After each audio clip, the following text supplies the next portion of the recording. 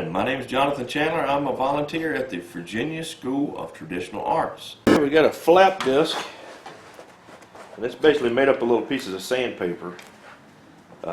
These are fairly expensive at the big box stores, but you can get them online for about $3 a piece, maybe cheaper.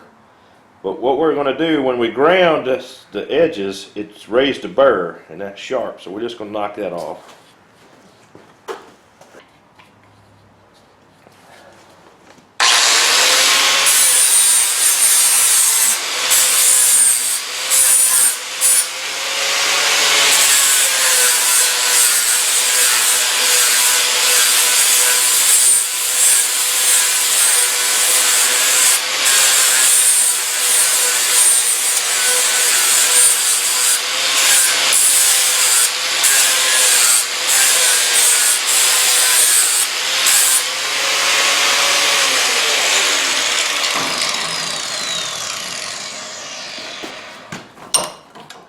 And that's what it looks like. This side's done. You can see the divots. That's where the hammer marks were. It's a pretty deep one right there. Most of them are not too deep. And we're going to switch it over and do this side same way.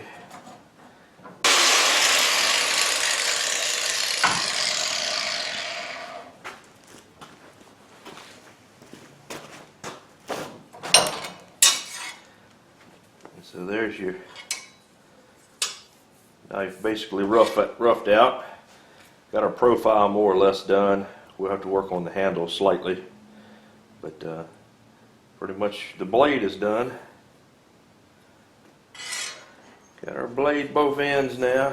That's the one we just did with y'all, and I just finished this side with the camera off. I'm going to bring you over here a little closer, and we're going to show you how to treat the handle.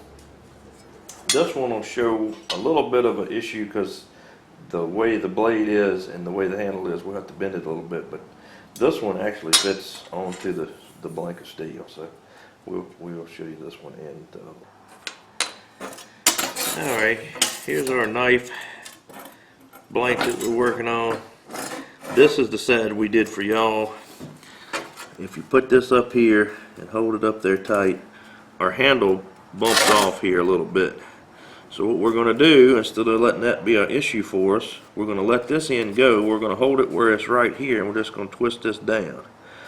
And we're going to line up that back edge of the top of the handle, and we will draw our part here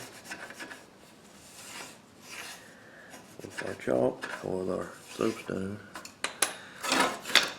And so we can see that will look right. And if we want that handle to be kicked up as this model was, we can put it on we'll heat it back up. Once we cut it out, we heat it back up, and we can turn it like that, hit down on it a time or two, and it'll do that.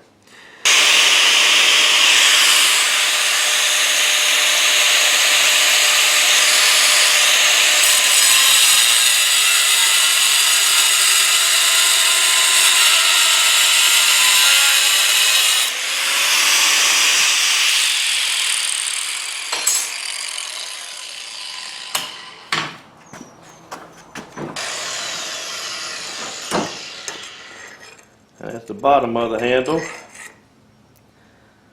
Pretty good. We're just going to nip that corner. And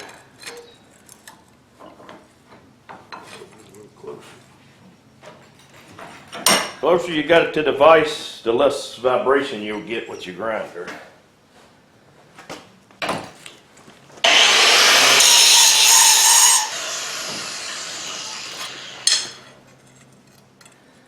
so that's looking pretty good.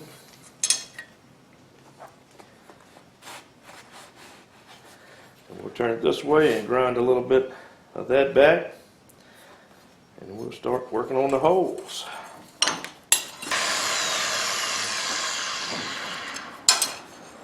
So there's our handle now, right? And that's looking a lot more like our pattern, see? In the right place.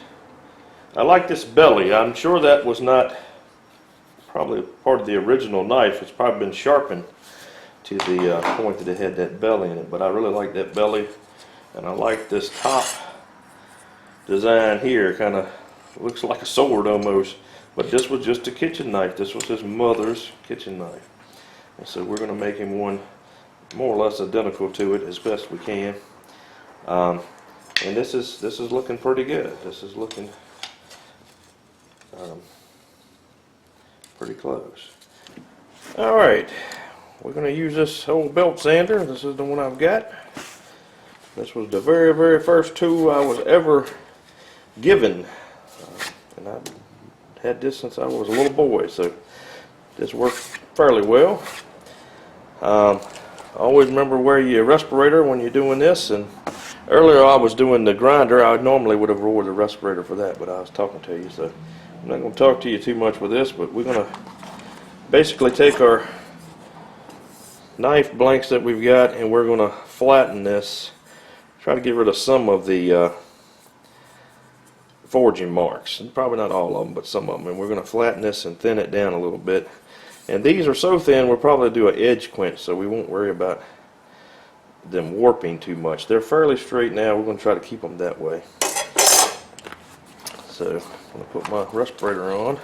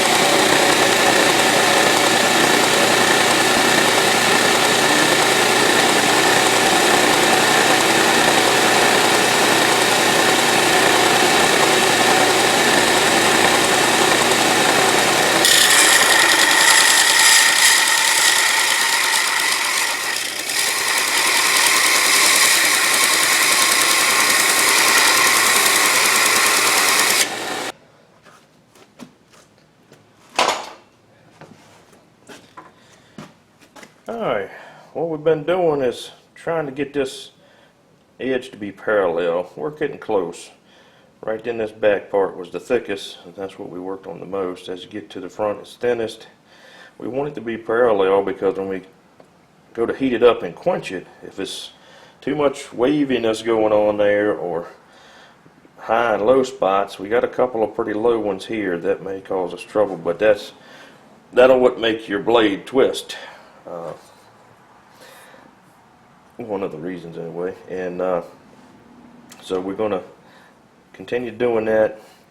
And this one here is big, but it's not very deep, and so that one might come on out. This one's same way. It's big, but it's not as bad as it looks.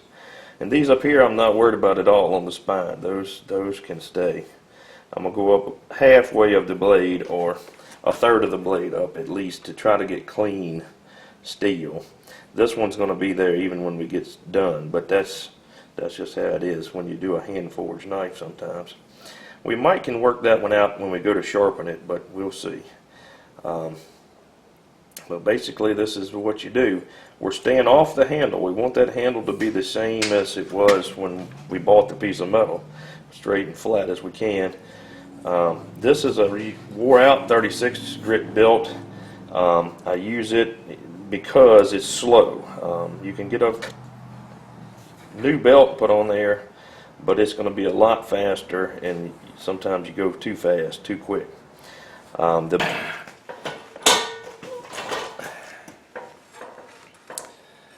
going to find our 3 points and then center this way more or less, and we're going to mark it and we're going to center punch it.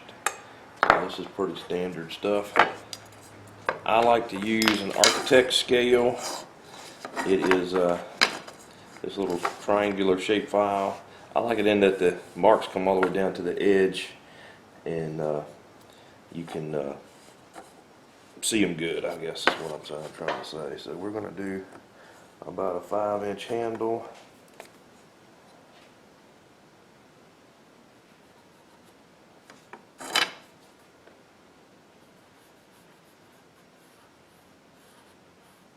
Something like that. Like that. It's on the camera.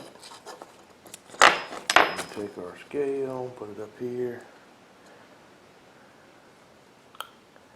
Kind of towards the fat part there. 5 inches half would be 2.5. Then we're going to mark 1. We're going to mark 4. And then that way we have our marks for our positioning. I'm going to make these a little bigger so it's easier to see them. This side is clean. Harder to see. And then we're going to do the whole finger trick. Take your pencil and hold it in a position that you're thinking is 90 degrees. And then, or not 90 degrees, center, and then you're going to run the straight edge of your knife handle. I'm thinking it's over here.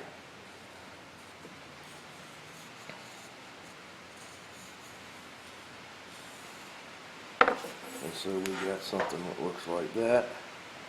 And we're going to look at that and make sure that's what we want. A milling machine vise, it's an inexpensive version. Bought it at the cheap tool store. But it works well. It allows me to lock it in here, and we'll go in one plane, and we'll put all of our pins in one straight line. Works very well if your handle is more or less rectangle. So we set up on the first one.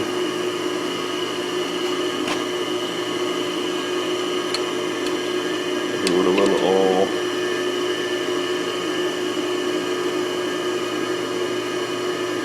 The trick with drilling holes is taking your time and having your right drill speed. This is just a little slow for this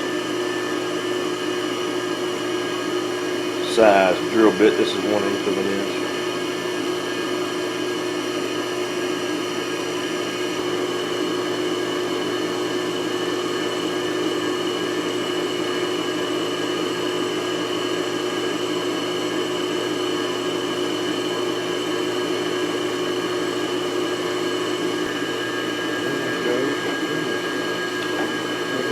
Drill holes.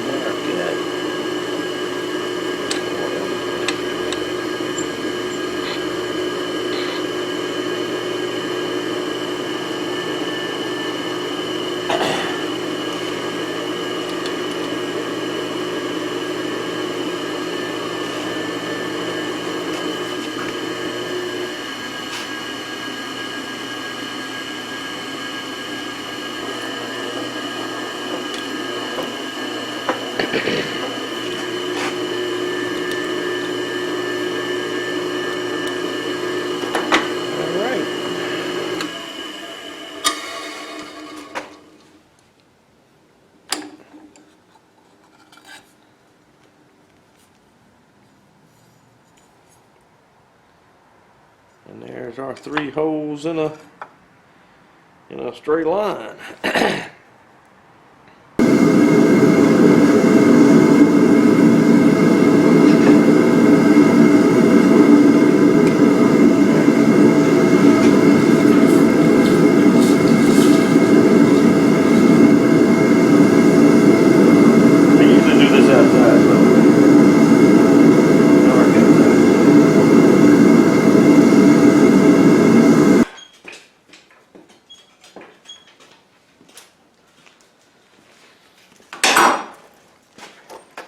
But if you're going to quench, make sure you're in a well-ventilated area. We're out in a big barn shop area, and it would be better if we took it outside, but it's hard for y'all to see it in the dark.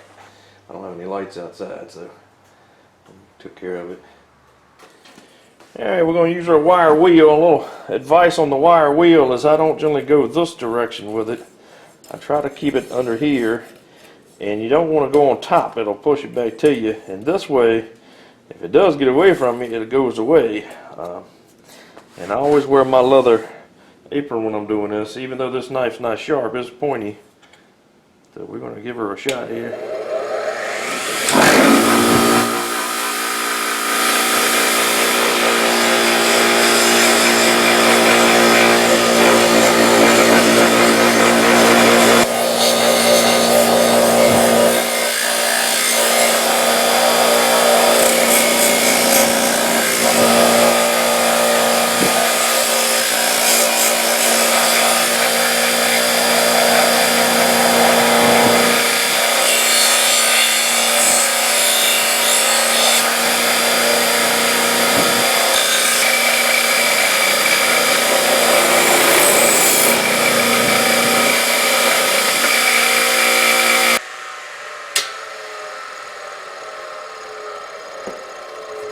Alright, so that's our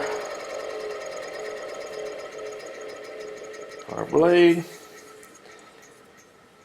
and I generally take a little degreaser like you would put on a car engine, put on it too to get out any kind of little pores or cracks that we haven't, any spots that we haven't got this on, because we don't want this to stink in our house. And at this point we'd be ready to temper it, which is to bake it in the oven. Like I say, in my oven I usually use about 415, 420. Looking for a straw kind of color or a light brown, and we're going to do that next. And what I'm using is a little carburetor cleaner, and we're just going to degrease these.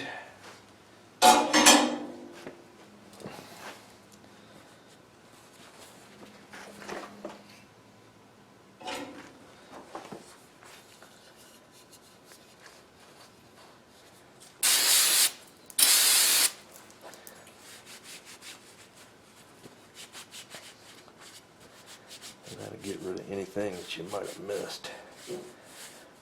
Wire brush.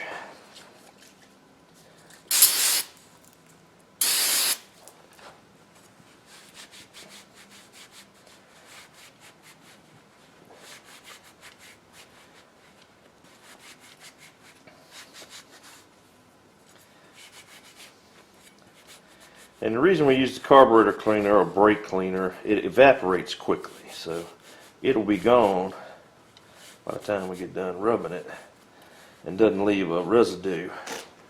Brake cleaner works well too.